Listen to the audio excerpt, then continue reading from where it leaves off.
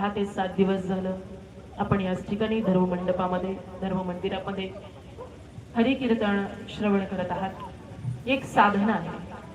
उद्याचं जागराचं कीर्तन झालं की परवा काल्याचं कीर्तन आणि काल्याच्या कीर्तनाला खऱ्या अर्थाने तुमच्या साधनेचा पूर्णविराम होईल। आपण ही या धर्ममंदिरामध्ये धर्ममंडपामध्ये रोज हरि कीर्तन असेल, काकडा आरती असेल, सुंदर असं भगवान परमात्म्याच्या नामाचा जयघोष याच ठिकाणी होत आहे।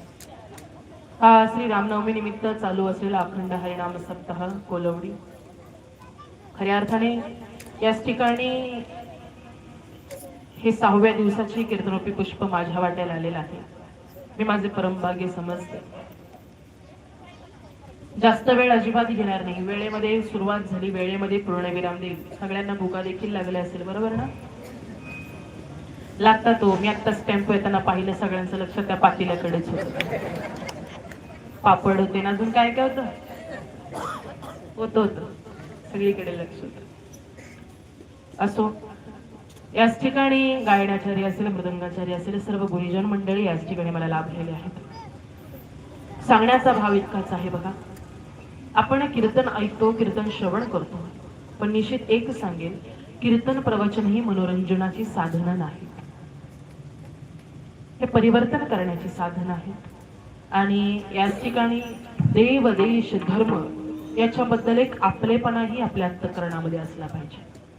आपण बाहेर जे वातावरण पाहतोय ना, कुठेतरी हिंदू धर्म तळागाळाला जात चाललेला आहे आपल्याच लोकांमुळे।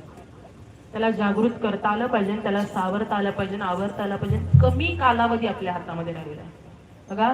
विश्व हिंदू परिषद असेल, बजरंग दल असेल, ही तरुणाई, ही तरुण पिढी का कार्य करते, का कार्य करते, तर आपला धर्म कुठेतरी टिकला पाहिजे। तर बघा, आज याच ठिकाणी एवढा जनसमुदाय जमलेला आहे। आठवते आम्हाला स्वराज्याचा तो कालावधी, आठवते आम्हाला तो स्वराज्याचा, अरे महासाहेबांच्या जीवनाच्या आधीचा जो वर्णन आहे। दिवसा ढवळ्या माझ्या माता मुली चाबली उठली जायची, दिवसा ढवळ्या